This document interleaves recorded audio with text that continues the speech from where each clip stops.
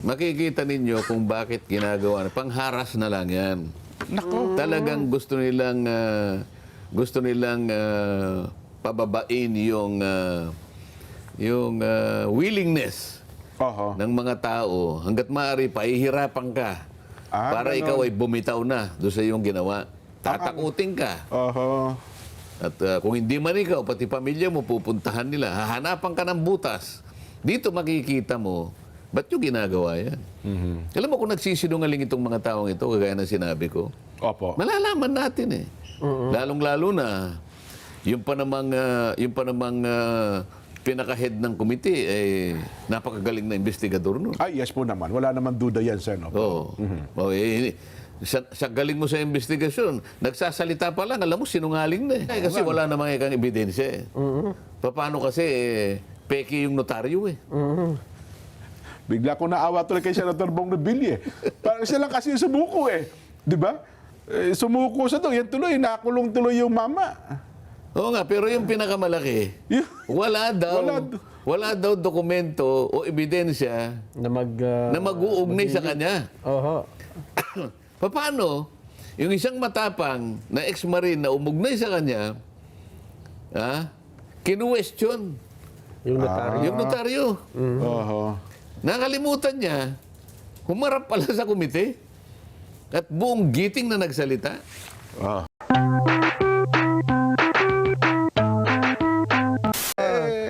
Ayun po. So tuloy na pala. Ang tanong lang ho kung kailan. Ang sabi, totoo ba yung balita? Aywan ko lang, sa social media ko nabasa eh. December 25 daw po, Sen eh. Tagal pa. Hindi ko alam kung totoo. Ipatatawag. Pero, Pumayag na yung... oo nga, no? Hindi, pero kahit nagbibiruan tayo, yung ganong mga pag-uusap, ito recorded ito sa Senado. Ako. Huwag ninyong bibiruin yun. ganun ho ba? Huwag ninyong bibiruin yun. Naka-minutes nga pala yun, ano? Na-record na yung pagpayag eh. Gumawa na lang sila ng paraan para sa ganon ay maibinbin nila yung hinahanap kung kailan. Kasi baka Anong daw, schedule? kasi nga baka daw naman may conflict of interest kasi may mga, ilan ba, 6 na ata yung kaso ngayon ng 18 dating sundalo eh. Yung may pinail na mga Oo, cyber libel. may bago na naman ata ang kaso ngayon. So, aaralin daw po kung walang magiging conflict doon sa mga kasong kinakaharap nila, Sen. Doon sa 18. Wala yata yan kahit sa ang libro eh. Ganun ho ba? Bakit? Bakit ba? Ang mga tao ay nagpasya lang na tumulong dahil siguro napansin na nila na kailangan na natin seryosohin ito. Hindi naman pangkaraniwang pagnanakaw lang ito eh. Opo. Sinaid na eh. Di ba? Ang salita ko nga tumagilid na yung Tumagilid ang kabangyaman natin, kabang bayan. siguro yung mga tao gusto na nilang mahanap talaga yung solusyon dito. Kaya, ayun, nagkusa sila na magpahayag. Kabaligtaran naman yata yung sila pa ngayon nangahanapan ng kung ano-ano. Ayun na nga. Daig mo pa yung korte pagka ganun ang ginawa mo.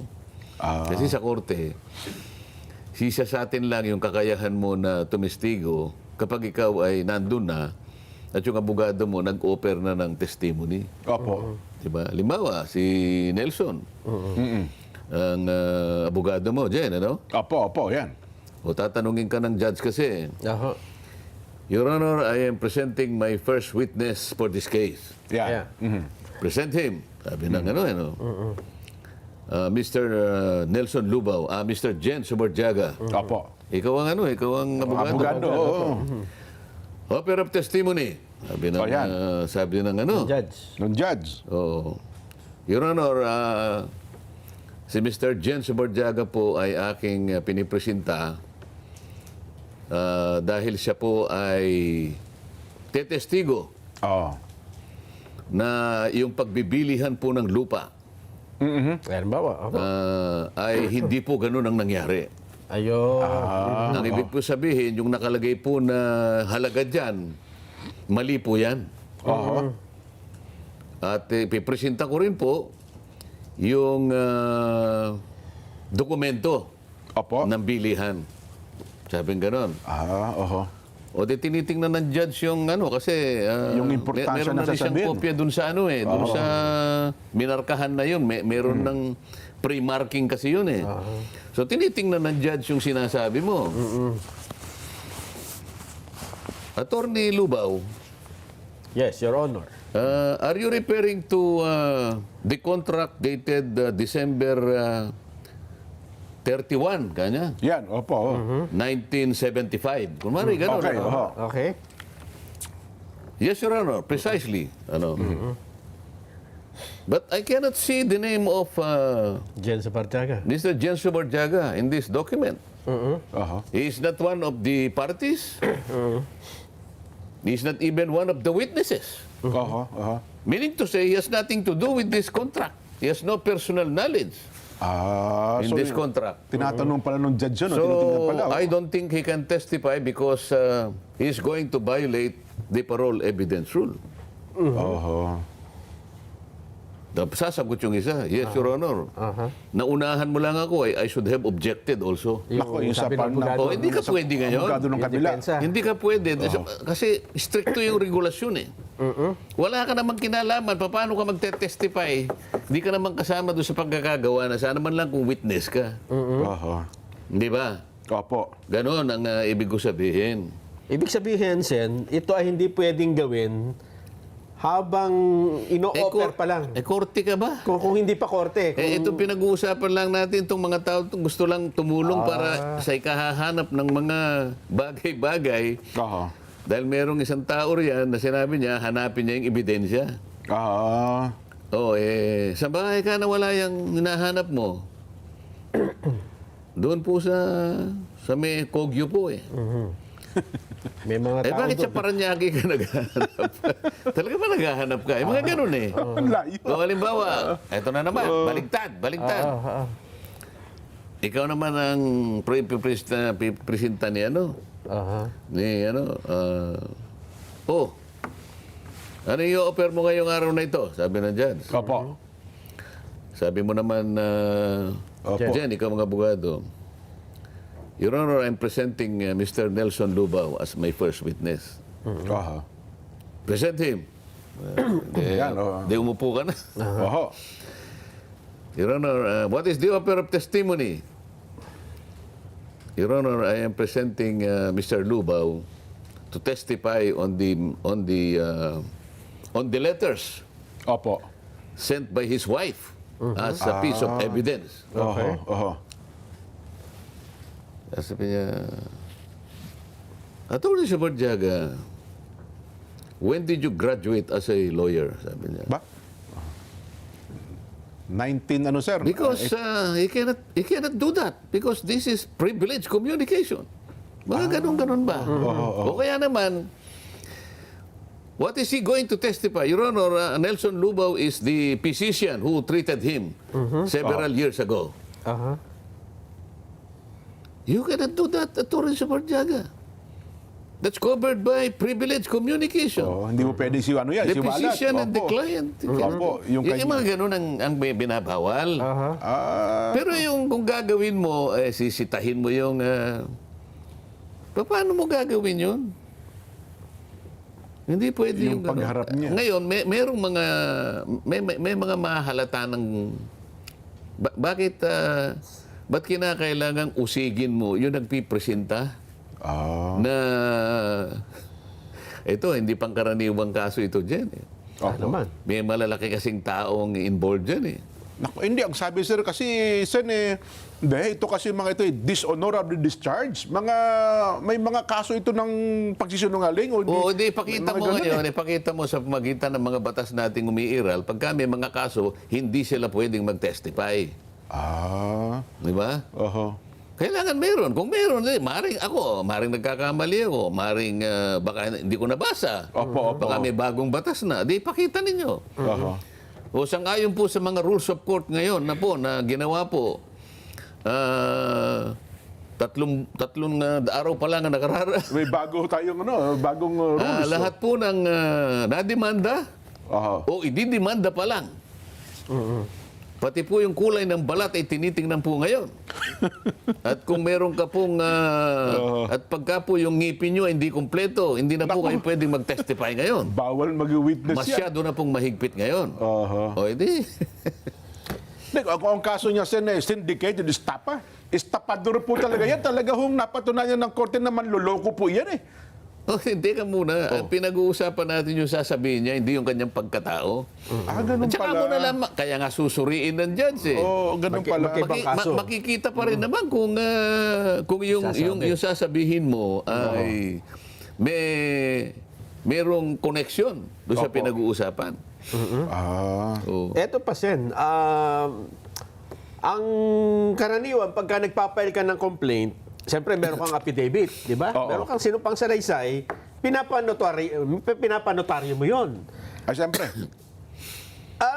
Talaga bang kailangan na, ano ba, nagpanotaryo ka ng affidavit mo at isinabit mo na yung notaryo mo, isusumpi na pa yung abogado na nagnotaryo para tanungin? Oo, kasi nga, Pati yung witness na notaryo. nagkaroon kasi ng presidente. Naalala mo nung merong naipresentang isa sa kasama nila. Oo nga po, yung nauna. Oo. Na dahil ngayon, ang kalakaran naman, kapag ikaw ay nagpanotaryo, hindi ka naman nagtatanong bago ka aalis. Siyempre po. Pwede ko po bang makausap yung pumirma dito sa aking Sino ba itong pumirma dito sa notaryo? dokumentong ito? Baka po mamaya, ako po'y tanungin Aha. kung ito po'y pirma niya o hindi. Meron bang gumagawa ng gano'n ngayon? Wala. Pagka ginawa yun, Sen, baka bawiin yung pirma. Huwag ka nga magpanotaryo dito. Baka gano'n sabihin eh. Ang pagkakaalam ko dyan at nangyayari naman talaga, ibibigay mo lang yung mga dokumento mo.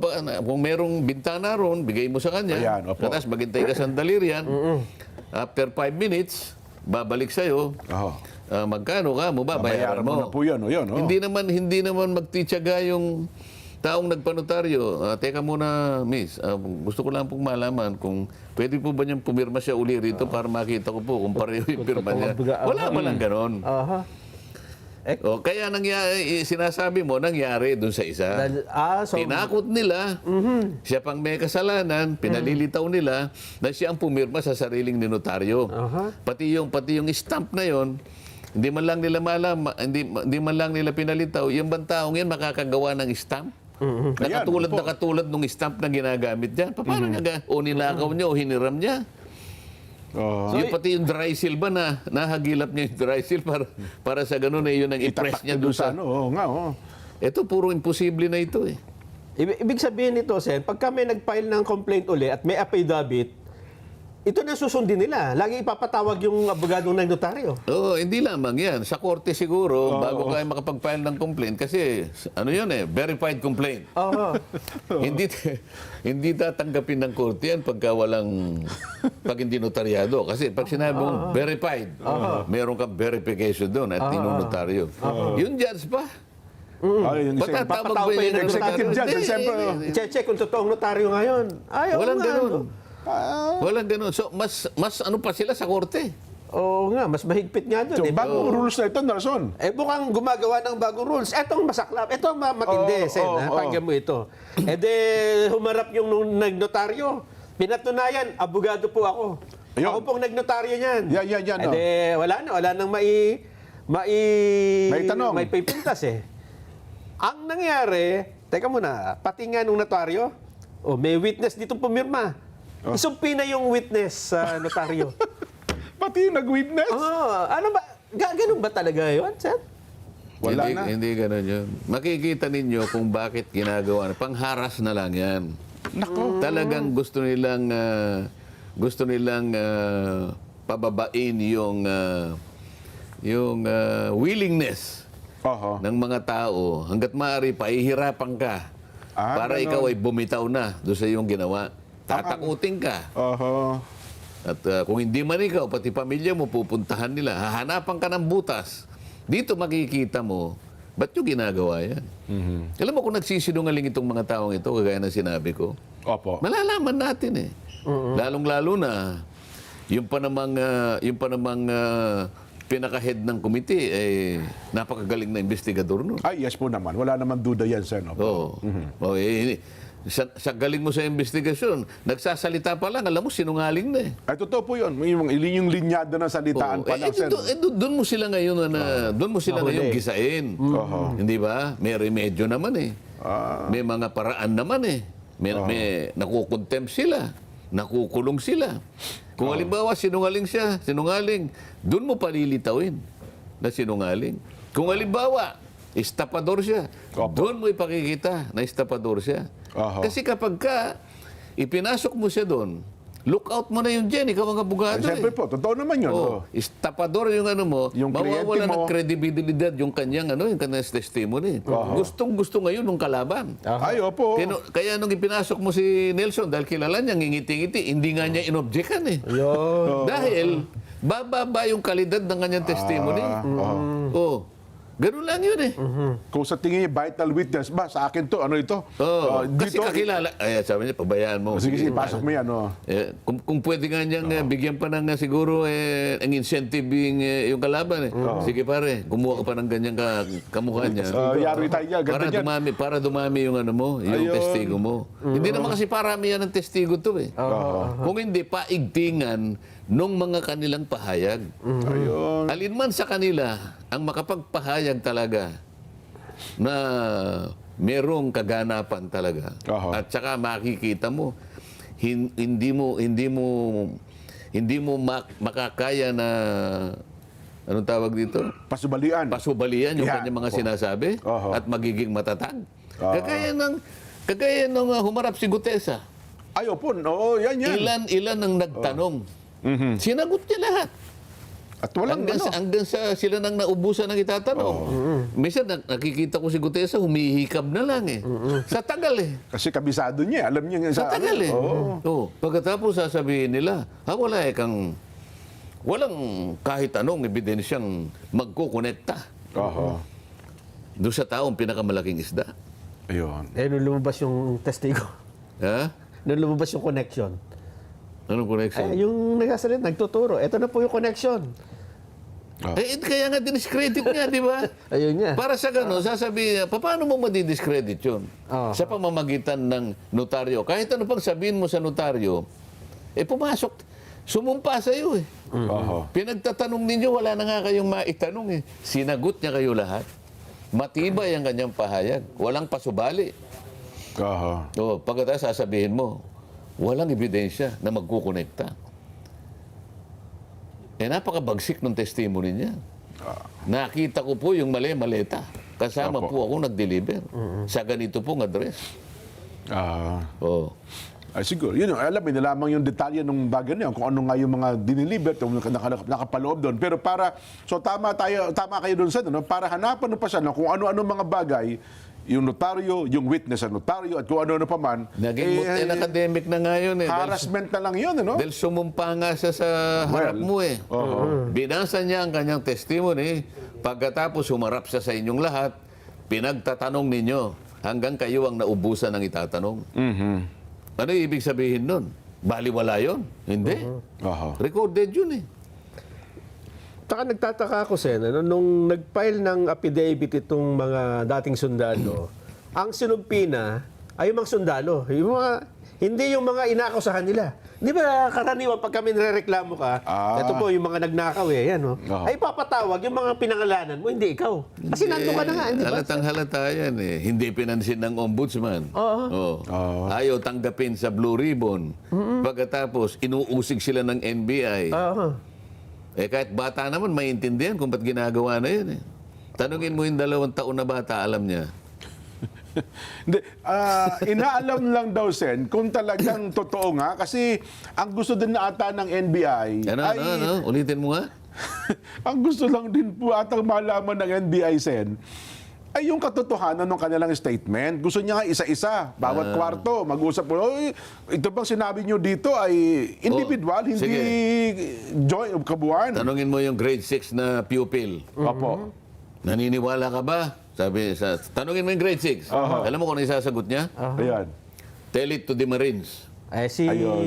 Sila Marines nga yung mga Marines nga sila, yung 16 Ayaw naman. 16 na Marines. Kasi Hindi. Ang nandun. Sabi nung grade 6, Oo. not one, na 2, na 3. Oo. Ilan? 16 Marines. Di ba 18 yun? Dalawa daw po Plus hindi. two Plus two, Army. hindi sundalo. Hindi Marines yung dalawa. Army. Army. Kaya sa ang tawag... Tell it to the 16 Marines Yan, opo. and to ex-military army officers.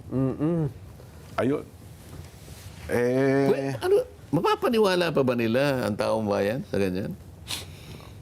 Ano ang ganansya? Anong pakinabang nung 18 matatapang na kababayan natin na lumabas? Ano magiging pakinabang? Wala po, kahit isa man eh. Totoo, hindi Panganib pakinabang. pa nga Panganib eh. sa Di ba? pamilya, sa buhay po nila. Oh. Panganib sa buhay nila. Eh siguro, kamukha ng ginagawa nila ngayon. Oho. Makakaabala. Eh siguro, hindi natin masabi pa kung anong kahihinat na nila dahil lamang sa sila'y lumabas Oho. para tumulong, para makita ang katotohanan. Oho. Doon mo kukunin yung motibo kasi. Alam mo sa judge, sa korte, palaging nakatutok sa motibo eh. Aha, ganun pala, no? Wala siyang makapakinabang dito. Lalabas siya ng ganyan. Sana kung halimbawa mali-malitang pera din ang iuwi niya. Oho. Baka magbago ka ng pananaw yung judge eh. Totoo po. Oh. Alin ang titingnan mo ngayon? Yung walang kapakipakinabang na nanganganib pa ang buhay? O yung kabilano na pinoproteksyonan sapagkat mali-maliit ang tinanggap? Ah. Ang dali naman kwentahin mo eh. Totoo. Bigla ko tuloy naalala na son yung kaso ng rape, sabi nung judge. Eh sabi, nagre-reklamo yung kinukomplain. Sabi, yung biktima nito, wala namang nasasalang pa nga sa kahihiyan eh. Tapos gagawa-gawa ng, sabi nung ba, ibig mo sabihin, gagawa-gawa lang siya ng senaryo sa buhay niya na siya ay hinalay. Eh, parang imposible, di ba? Eh, dito po, ang na-rape dito, yung kabangyaman ng bansa eh. Di ba? So, yung 18 na nagsasabing witness, totoo, naganap po ito. Ngayon, sila ang inuusig eh. Di ba? Napakabigat ng nangyari sa buhay ng 18 ito. Yung panganib lang. Potential na potential na panganib sa buhay nila. Oho. Naaharapin nila. Aha. At hindi nila alam hanggang kailan at gaano ang magiging impact nito sa kanilang buhay, sa pamilya, sa mga anak. Oho. Pero hindi naman natin sinasabi na yung kanilang mga sinabi, yun nga ang buong katotohanan. Di ba? Kasi sabi nyo nga, tatanungin nyo pa rin naman eh. Ibang usapan pa yung kasi nga, kailangan tawagin mo sila. Ayun, Pero tama. sa pagtawag lang sa kanila, sa nakikita nating initial na sinasabi nyo ngayon pa lang eh. Oo. Oh. Ang dami ng... Invest na, tingnan mo, ito yung kabaligtaran dito eh. Kung talagang gusto ng pamahalaan at lahat ng ahensya ng pamahalaan na merong interes para sa ganun makita ang totoo, kung paano ninakaw, sinong nagnakaw, sinong nakinabang, bahagi yan ang pananagutan ng pamahalaan eh. Di ba? Ang pagkakasabi ng Pangulo, mahiya naman kayo. Ayun, tama po kayo. Eh, di ba dapat makita natin yung mga walang hiya? Doon nagsimula ang lahat eh. di Ngayon, ba? merong nagkukusa na tumulong para hanapin ang mga walang hiya. Oy, ba't hindi mo siya tulungan? Proteksyonan mo sila. Yun ang dapat na makita mong una na gagawin ng pamahalaan. Bakit? Tutulungan niya Estado eh. Opo, oho. Manganganib ang buhay niya. Ino-offer niya nga yung buhay niya eh. Ngayon, kung meron ka may tutulong, tulungan mo. Para sa ganon, madali nating mahanap ang mga walang hiya. Oho. O anong ginagawa? Imbes na tulungan, hinihiya naman sila ng mga walang hiya. Hindi ba? So, kabaligtaran ng gusto talaga ng Pangulo. Na Kabaligtaran. malaman yung sino yung sabi ng Pangulo, mahiya naman Hindi nila kayo. pinaglilingkuran ng Pangulo eh. Oho. O, sabi ni Pangulong Marcos, mahiya naman kayo. Yan, opo. Marching order. Anong ibig sabihin? Hanapin niyo yung mga walang hiya. Alam mo, uulitin ko, nung bago ako nagsimula na mag-imbestiga sa Blue Ribbon, yung unang araw, halimbawa sa Lunes, Opo. Biyernes, halimbawa, nagkita kami ng Pangulo. Ano sinabi niya sa akin? Tama, oho. Sana maipagtagumpay mo yan. Sabi niya sa akin. Naikwento nyo nga sa palatuntunan niya sa nung mga tagpo na yun. Pumunta ako sa kanya. Oho. Alam niya ako ang Blue Ribbon eh. Oho. So, official ako nagpunta. At sabi pa nga niya, dun sa PMS, Bigyan mo ng USB si Oo, Senator. nabigyan pa kayo ng USB pala. Oo, diyan ka magsimula, sabi niya. Sana magtagumpay ka. Oo, ayun. O paano itong mga ahensya ng pamahalaan na ito? Oho. Yung pagtatagumpay na yon na Gusto ng Pangulo. gustong mangyari ng Pangulo, kabaligtaran naman ang ginagawa nila. Nako. O sana itong mga ahensya na ito, tulungan natin. Proteksyonan natin. Ano pang kailangan ninyo? Meron pa ba kayong kailangan para lalo nyong mailabas lahat ang mga Yung buong dapat katotohanan. paglabas? Opo, Oo. yan. Oo. Kung meron kaming may tutulong, sabihin nyo lang. Alam namin, iba-ibang lugar ang pinanggalingan nyo. Meron ba kayong matitirhan? Ayan, oo. Oo. Hindi ba dapat ganito ang gagawin ng ahensya ng pamahalaan na merong interes na tukuyin na? Nagtagal na po eh. Oo. So dapat pala dito sa kabuuan, dito tayo dapat mag-focus. Kasi ang Hindi ba? laki... Ano yung gusto mong gawin? Akala ko ba kung nasaan ang ebidensya, tutuntunin natin. Oho. Ngayon, ang nangyari pala, yung pagtuntun, alam mo yung kabayo na humihila ng karitela? Ay, opo. Kasi sa amin, karitela tsaka kalesa eh. Opo. Yung kabayo, merong takip eh, ng mukha. Opo. Yung tawag daw po niya sabi ng mga kutsero, tapahoho. Dito. O yung takip sa mata, tapahoho. Ulitin mo nga. Tapahoho. Tapa. Hoho. Bakit naglagay ng tapahoho? Yan, oo. Bakit kaya nilagyan? Para kung saan ipaling yung kabayo, doon pa pupunta. Hindi, kumbaga, hindi kung saan natin tingin yung anong direksyon na gusto ng kutsero, Yan po, oo. at para hindi siya ngayon Nadidistract. nadidistract Oo. dito sa mga dumadaan ng mga nasa jeep, gilid. di ba? Oo. At madali niyang matuntun. Yan, opo. Oh, para kung nang nakita yung kutsero, yun ang may kagagawa ng mga mali-maleta. Bakit? Oo. Isang direksyon lang eh. Oo, yun na nga ho. Hindi niyo pa nakukuha? Tutuntunin natin kung nasaan ang ebidensya. O sabi ng kutsero, dito ka pumunta para hindi mo matuntun. Malingis tayo ng landa. Hindi mo nakita yun eh. Sakay ko eh, puro maleta ka. Oo nga. Mabigat nga. Pwede ba- Mabigat nga, yun. Oho. Miski pa paano mo kwentahin eh. Kung gusto nating matuntun ang mastermind, Oho. ang lahat ng utak kung paano nilimas ang kabangbayan, ito po ay pananagutan ng Estado, ng pamahalaan. Oho. Sana ang mga ahensya ng pamahalaan ay magsikap pagtulong-tulungan gawin yun. Oho. Meron na pong gustong magsalita. Ito, nagsilabas na nga po eh. Hindi ba ang una mong gagawin? Akuin mo sila. Opo. Tulungan mo sila. Kumbinsihin mo sila. Baka pati tulungan ng pamilya Hindi nila. lumabas na sila eh. Oo, bagay, tama Tulungan kayo. mo na lang para sa ganun. Oho. Kung sino man ang may gustong takutin sila, para yung kanilang sasabihin eh baka mamaya dahil tinakot sila, magbaligtaran pa.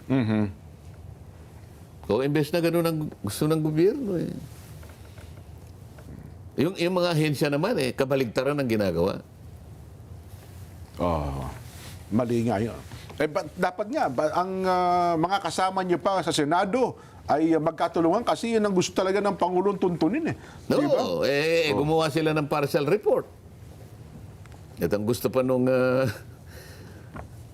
gusto pa ng kutsero pipirma pa ako. Paano ka ako pipirma yan partial nga eh. Nung ibigay mo sa amin, hindi na maintindihan. Ano bang gusto mong pagawa rito? Wala kang pirma, wala kang instruction. Anong gagawin namin dito? Pangalawa, partial. Sino ang pipirma sa partial report? Sige nga. Meron na rin pong 4. Sa tagal. Di ba may 4 na ngayon, pumirma na rin yung una si Senator Bam. Tapos meron daw 3 bago ata ngayon. Paano ngayon? Ibig ba sabihin kung mo pumirma na? Halimbawa, may pumirma na. Opo. Para sapat na pirma, para sa ganun maging majority report yun. Paano yung sinabi ko sa privilege speech ko na bakit nilampasan mo itong mga ito, ang mga taong ito? Ibig sabihin, yung partial report mo, yun na yung final report. Itong sinabi ko na nilampasan mo, hindi mo na isasaalang-alang. Paano makukumpleto ito? Well, yun na nga po, Sen, siguro, no? So, kung... Ipag halimbawa mo, Nelson, halimbawa, merong report. Yung sinasabi mo kanina, habang kumakain si Nelson, ay si Jen, may 12 pinanggalingan ng isang report na ito ang iniulat ng mga may kasalanan. Ayan, halimbawa, opo. Oh.